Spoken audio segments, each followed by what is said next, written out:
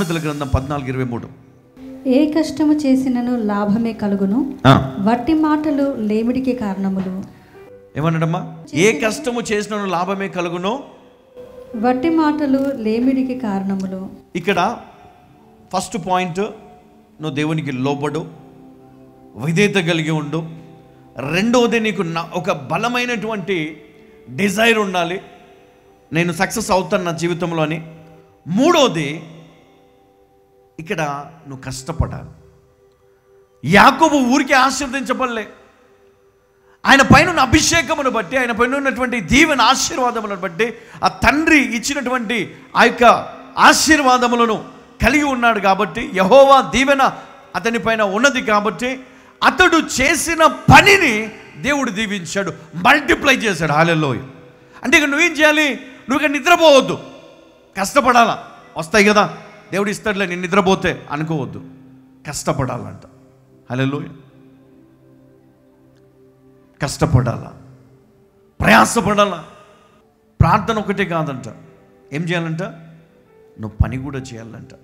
సామెతలు 21:5 కూడా ఒకసారి చూద్దాం. శ్రద్ధ గల వారి యోచనలు లాభకరములు, తాలిమి లేక పని చేయు వారికి నష్టమే ప్రాప్తించు. చూడండి, ఇక్కడ ఏమన్నా? శ్రద్ధ గల వారి యోచనలు లాభకరములు. అంటే శ్రద్ధ గలవాడు అంటే విజయము పొందాలని ఆశ, దేవుని ఆశీర్వాదం చేత నింపబడాలని ఆశ నీకుంటే నువ్వు ఏం చేస్తావు?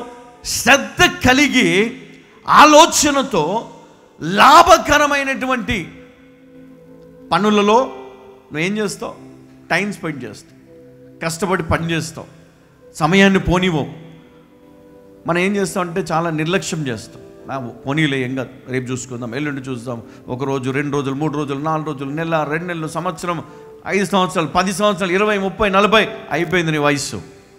మోకాళ్ళ నొప్పులు, నడుము నొప్పి. ఇంకెప్పుడు చేస్తావు? ఇంకెప్పుడు సంపాదిస్తావు? ఇంకెంతకాలం? అందుకే యవనస్తులు కాలేజీ అయిపోయి ఖాళీగా ఇంట్లో కూర్చున్న వాళ్ళు ఖాళీగా ఉండకండి, ఏదైనా ఒక ట్రైనింగ్ చేయండి, ఏదైనా ఒక జాబ్లో జాయిన్ అవ్వండి. టైం పాస్ చేయకండి, టైంని మీరు ఉపయోగించుకోండి. హల్లెలూయా. ఏం చేయాలా? సమయాన్ని మీరు వ్యర్థపరచుకోకండి. ఆ సమయాన్ని ఏ విధంగా మీ లైఫ్ చూడండి. ఇప్పుడు ఐటీ అన్నారు అందరు. రాబోయే రోజుల్లో ఏమవుతుందో తెలుసా? ఐటీ కంపెనీస్ అన్ని ఎత్తేస్తున్నారు చాలా మటుకు. అందుకే ఈ ఐటీ ఎంప్లాయీస్ అందరు ఏం చేయాలంటే కొత్త స్కిల్స్ వారు నేర్చుకొని ఉంటే బెటర్, లేదంటే వాళ్ళ జాబులు పోతాయి. అందుకే దేవుడు అంటాడు, ఎప్పుడు కూడా నువ్వు జ్ఞానం కలిగి ఉండాలంట. ఏం కలిగి ఉండాల? మెలకుగా ఉండాలంట, ప్రార్థన చేస్తూ ఉండాలంట. దేవుడు నీకు బోధిస్తూ ఉంటాడు, నీకు చెప్తూ ఉంటాడు, నీకు తెలియజేస్తూ ఉంటాడు. అందుకని ఇక్కడ good planning and hard work, ఇంగ్లీష్లో మనం చూస్తే ఇక్కడ గుడ్ ప్లానింగ్ అని అంటాడు అండ్ హార్డ్ వర్క్. నువ్వు నీ జీవితంలో గ్రోత్ని నువ్వు పొందాలనుకున్నావు, గ్రోత్ని చూడాలనుకున్నావు, ప్రాస్పరిటీ నీ లైఫ్లో మరి నువ్వు చూడాలనుకుంటున్నావు. దానికి నువ్వేం చేయాలంటే మంచి ప్లాన్ తోటి నువ్వు ఉండాలి. ఏది పడుతుంది చేయడం కాదు. కొంతమందికి అవకాశం ఉన్న దాన్ని వాళ్ళు పాడు చేసుకుంటున్నారు. ఆలోచించండి, నిర్లక్ష్యం చేయకండి, సమయాన్ని పోనివ్వకండి. మీ టాలెంట్ ఏదో దాన్ని మీరు గమనించి దానిలో మీరు కష్టపడితే తప్పకుండా విజయం మీకు వస్తుంది. కాబట్టి ఖచ్చితంగా మరి మీరు సక్సెస్ కావడానికి మరి దేవుడు తాళం చెవిస్తున్నాడు. ఏంటంటే కష్టపడండి, మీరు మంచి ప్లానింగ్ తోటి ముందుకు వెళ్ళండి. దేవుడు మీకు సహాయం చేస్తాడు, దేవుడు మిమ్మల్ని నడిపిస్తాడు. యాకోబుకు తోడైన దేవుడు మీకు తోడై ఉండి మీ కష్టంలో దేవుడు మిమ్మల్ని ఆశీర్వదిస్తాడు. హల్లెలూయా. అందుకే మీరు 1 అడుగు ముందుకేస్తే దేవుడు మిమ్మల్ని 10 అడుగుల ముందుకు తీసుకొని వెళ్తాడు. నేను ఎప్పుడు అనుకోలేదు మన ఇంత మంచి హాల్లో మనం కూర్చుంటాం. ప్రయత్నం, ధైర్యం చేసి ముందు అడుగు వేస్తే దేవుడు తప్పకుండా ముందుకే తీసుకొని వెళ్తాడు.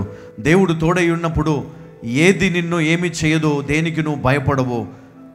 ఆదికాండం 31:6. మీ తండ్రికి నా యావత్ శక్తితో కొలువు చేసి తినని మీకు తెలిసే ఉన్నది. మీ తండ్రి నన్ను మోసపుచ్చి 10 మార్లు నా జీతము మార్చెను. అయినను దేవుడు అతన్ని నాకు హాని చేయనీయలేదు. హల్లెలూయా. చూడండి, లాబాను మరి మోసం చేశాడు కదా యాకోబును. ఎన్నిసార్లు మోసం చేసినా ఈయన మట్టుకు నమ్మకంగా పనిచేసినాడు అక్కడ, అవునా కదా? మరి మనం ఎట్లా ఉండాలి అంటే, మనము కూడా ఎప్పుడు కూడా మన జీవితంలో నమ్మకంగా ముందుకు వెళ్ళాలి. ఆయన కష్టపడుతూనే ఉన్నాడు, కానీ ఒకరోజు వచ్చింది. చూడండి 30 అధ్యాయము 33 వచనం. ఇక మీదట నాకు రావలసిన జీతమును గూర్చి నీవు చూడవచ్చినప్పుడు నా న్యాయ ప్రవర్తనయే నాకు సాక్ష్యమగును. ఏమన్నా? నా న్యాయ ప్రవర్తనే నాకు సాక్ష్యమగును. నాకు సాక్ష్యమగును అంటే నేను నమ్మకంగా న్యాయంగా నేను పని చేస్తాను, వేరే ఏం లేదు ఇక్కడ, ఇదే నాకు సాక్ష్యం. హల్లెలూయా. అంటే నీ మనస్సాక్షికి నువ్వు జవాబు చెప్పేటట్టు ఉండాల. నీ యజమానిని మోసం చేస్తున్నావా, లేకపోతే దేవుని నువ్వు మోసం చేస్తున్నావా? నువ్వు ఎవరిని మోసం చేస్తున్నావు? ఎవరిని మోసం చేయట్లేదు. నమ్మకంగా యథార్థంగా నేను దేవుని కోసం ప్రయాసపడుతున్నాను, కుటుంబం కోసం ప్రయాసపడుతున్నాను, కష్టపడుతున్నాను, ఏ పొరపాటు చేయట్లేదు, ఏ మోసం చేయట్లేదు, దేవునిపైన ఆధారపడ్డాను. అప్పుడు దేవుడు ఆ కష్టార్జితమును వారికి ఇస్తాడు. హల్లెలూయా. ఇక్కడ మోసపోయినా ఇంకొక దగ్గర నుంచి దేవుడు నిన్ను పోషిస్తాడు. హల్లెలూయా. ఇక్కడ నువ్వు ఓడిపోయినా ఇంకొక స్థలములో దేవుడు నిన్ను పైకెత్తుతాడు. హల్లెలూయా. యోసేపు ఒక దగ్గర పడిపోయడం, ఒక దగ్గర చెరసాలకు వెళ్ళిపోయాడు, ఇంకో దగ్గర దేవుడు డోర్ ఓపెన్ చేశాడు అతనికి. హల్లెలూయా. అవునా కదా? ఓపెన్ చేశాడా? ఎందుకు ఓపెన్ చేశాడు? ఆయన యథార్థవంతుడు, దేవుని పైన ఆధారపడ్డాడు, విశ్వాసం ఉంది, భయం ఉంది దేవుడు అంటే. అతన్ని ఆశీర్వదించాడు దేవుడు. నిన్ను కూడా ఆశీర్వదిస్తాడు దేవుడు, నిన్ను కూడా హెచ్చిస్తాడు దేవుడు, నిన్ను కూడా పోషిస్తాడు దేవుడు, నిన్ను కూడా ఆయన అన్ని విషయంలో కాపాడుకుంటాడు. హల్లెలూయా.